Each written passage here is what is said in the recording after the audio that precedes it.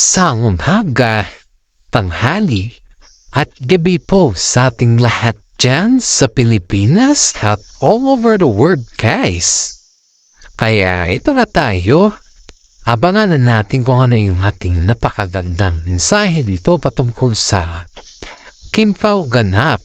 Bago natin umpisahan ng ating YouTube channel ay gusto ko lamang po introduce sa inyo ang ating intro.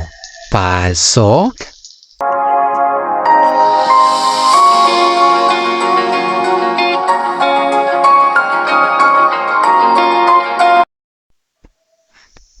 Okay, alright. Heto na tayo guys. Heto na tayo.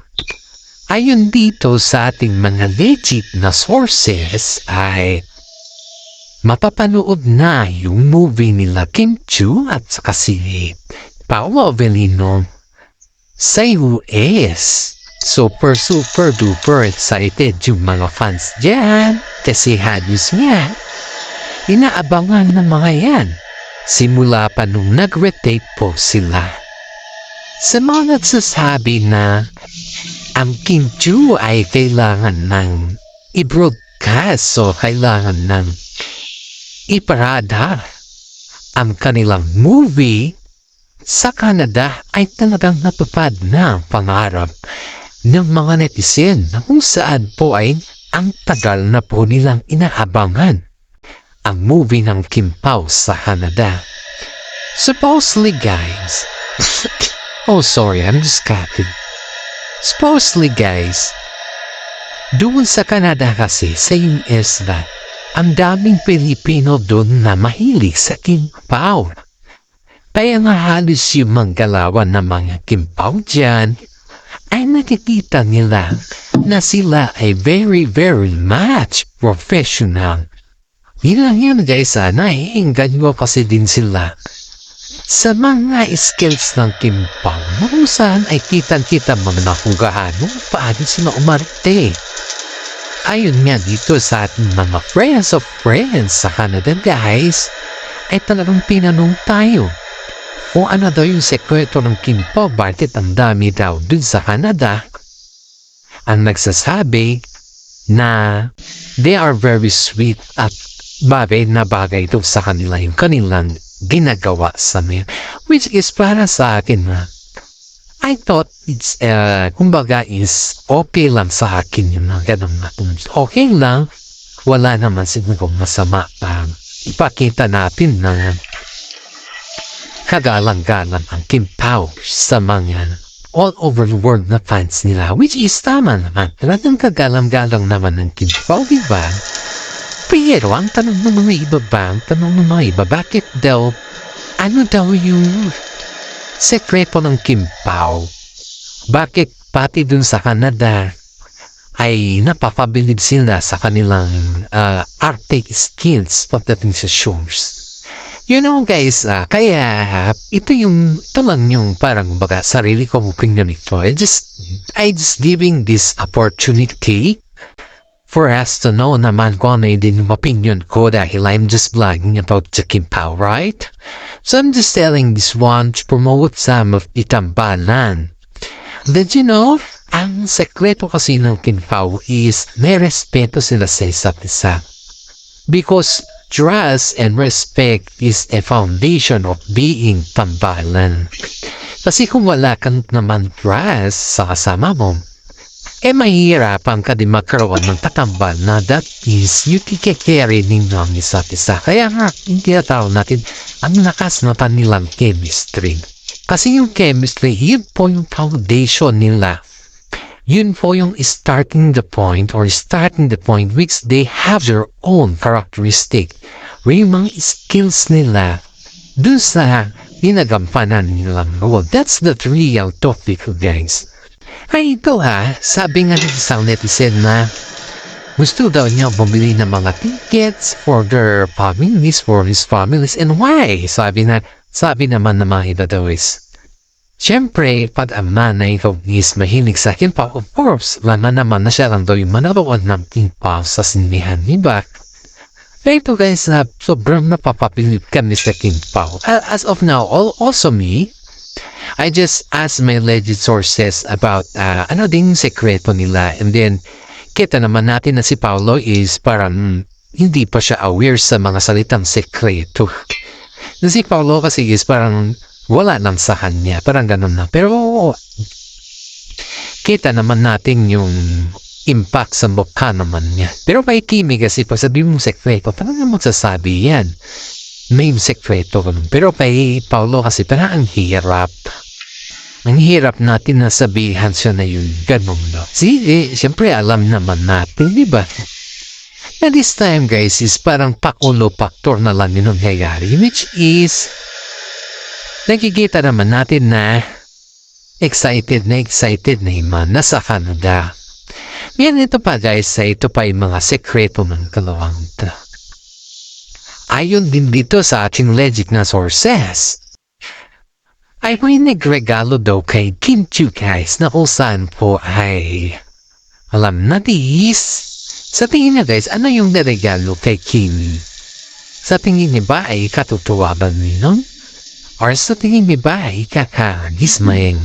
Kasi nga, ayon din dito sa ating legit na sources ay limited edition daw yun ng movie ni Paolo Avellino guys. Which is, syempre, pag ikaw naman ay limited.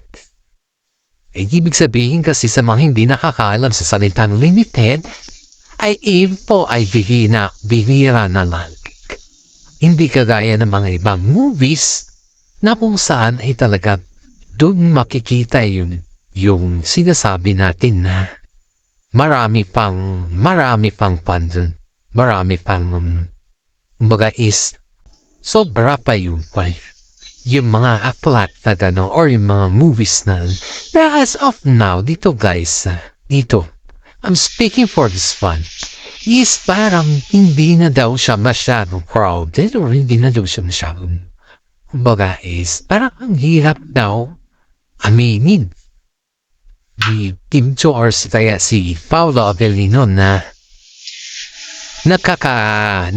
kumbaga is nakakanta tampuhan na sila sa so tingin nyo guys is okay lang ba yan na nagkaroon ng tampuhan ng Kim Pao para sa inyo? Sa tingin nyo lang kasi siyempre magkaiba naman tayo hindi naman tayo yung parehas ba hindi naman parehas yung kwan natin hindi naman pareho yung ating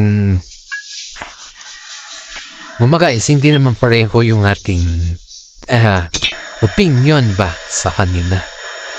Pero sa akin kasi guys, parang ito nagtatampo daw kasi si Paolo dahil nga dun sa limited edition na kanyang movie ay binigay daw kay Kim Chiu which is matagal na yun guys. Kaya nga po tinawag yan na limited edition kasi sobrang tagal na yan. Iyan po yung general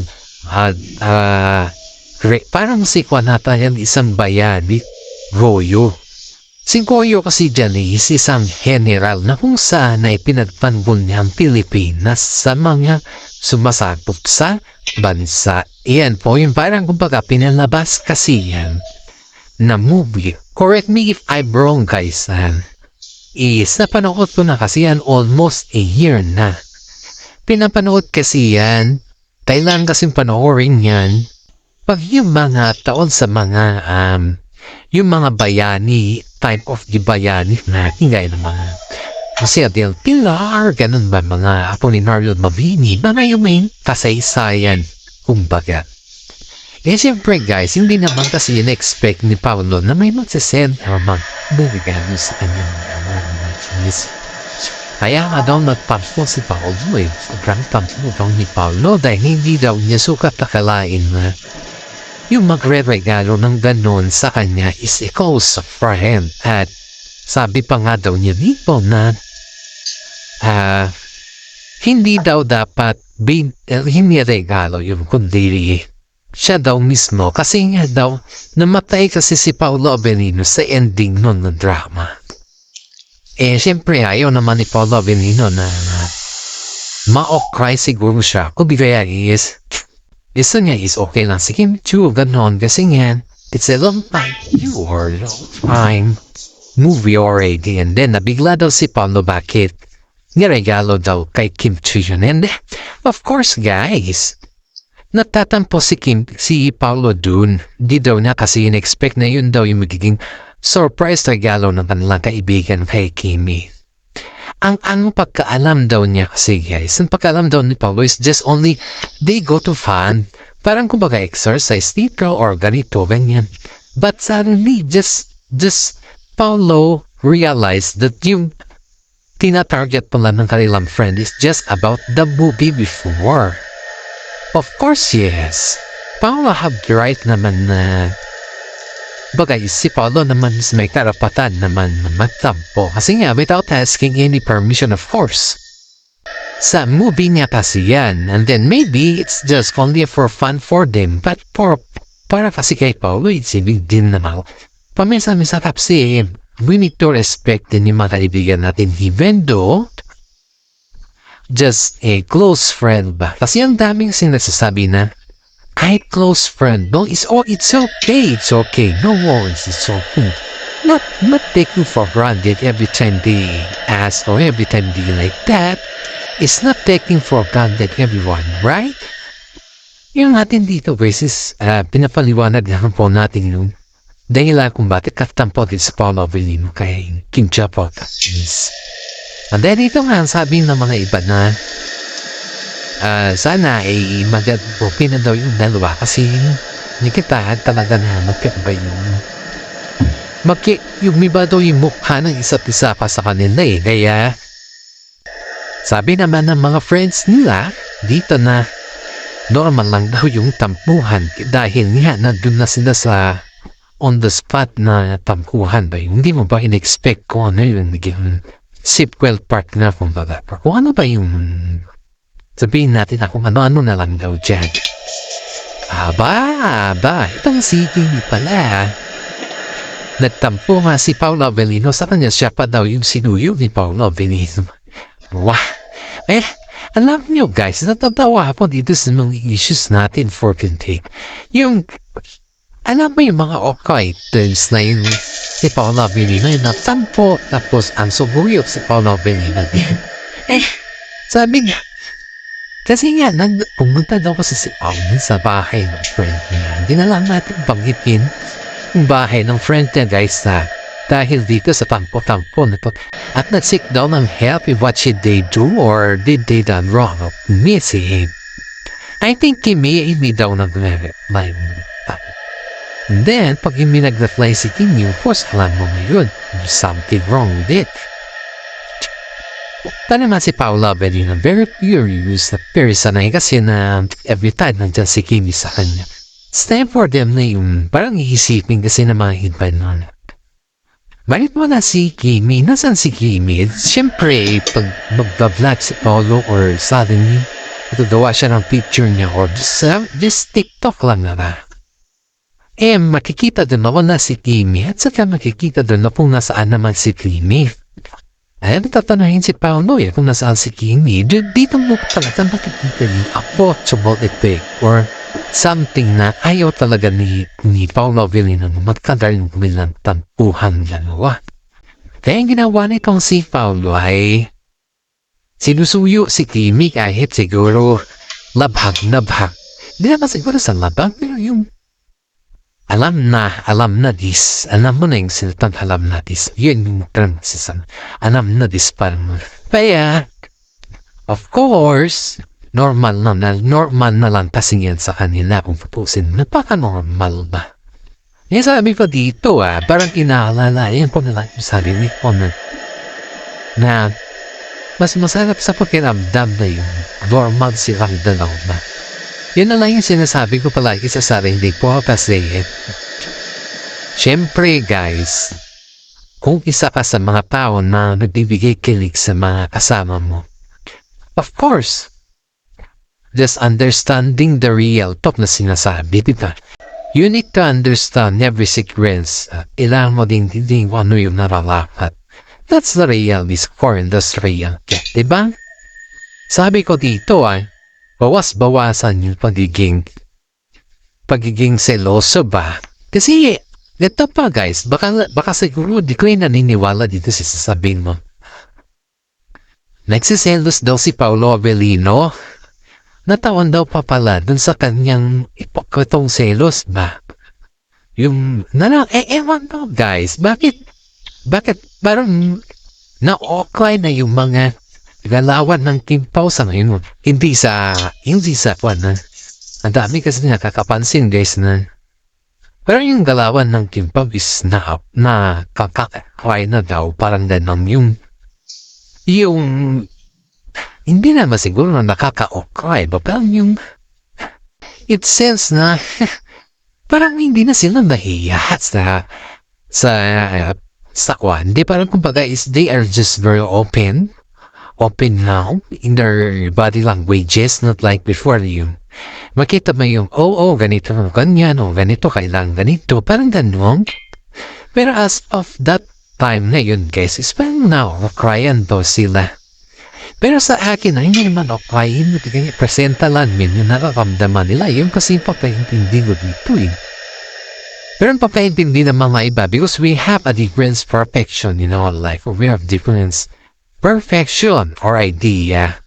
Yes, ang sinasabi kasi dito, sinasabi kasi nila just go beyond the limit. Or the kaya is we just adapt ourselves being true parang ganun. Just adapt ourselves being true. Ibig sabihin nun guys is we love each other and then we just fight for what we have. We have fun. What you see is what you see. What you see is what you get. Tara na din same with how we tried before. So I just guess thing is what's come in their mind yung magtago pa ng kaunting kumbaga is yung magtago pa ng kwanda sekreto ba kasi ang sabihan naman kasi nila is what you get, diba? So, ibig sabihin, no more guessing about them. That's what we see is that is already true, right? Yan yung parang nasa ilalim na ng ating pag-isip kasi nga, ayaw kasi nila matanong kung ano na yung status ba. Basta pag nagtanong ka about sa status ay iba na yung sagot nun. Kaya sa kanila, huwag ka na lang magtanong. As simple as that. Kaya marami din dito masasabi na just respect their decisions and whatever they want. Because as long as they want and it's okay for us. O diba? Parang nagkatotoo lahat yung mga hinana natin sa kanila. At yun nga, sabi pa nga nila dito na kung ano daw yung kanilang sistema, whatsoever sistema na yung sinasabi nila. Just give them the proper, kumbaga, ibigay mo na lang sa kanila kasi sila naman, kasi ang hirap mo kasing intindihin niya, kumbaga, guys, para ikaw na lang yung mag-adjust. Ano ba yun? Yung kailangan ikaw na lang yung mag-adjust para sa kanila. Then ang nakadali yun, mag-adjust ka. And doesn't matter if parang nahihirapan ka na, but you need to adjust every time. Kailangan mo mag-adjust sa kanila. That's the real fact.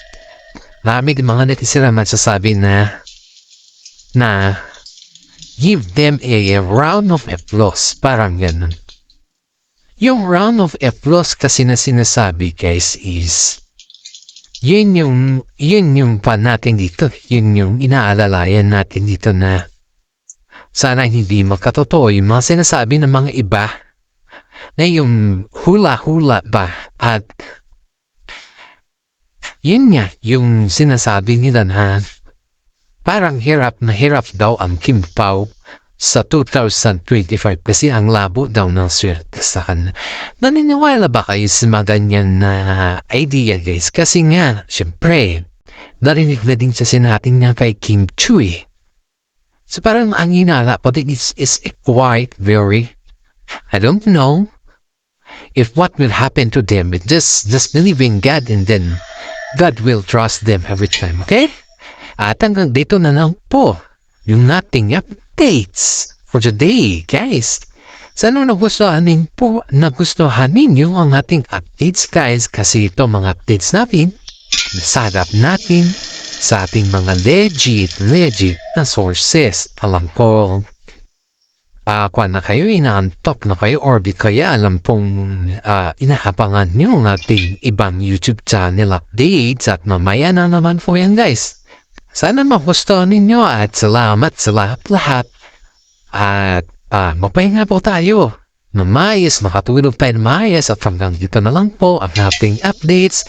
God bless po sa ating lahat. Maraming salamat at God bless po sa ating lahat.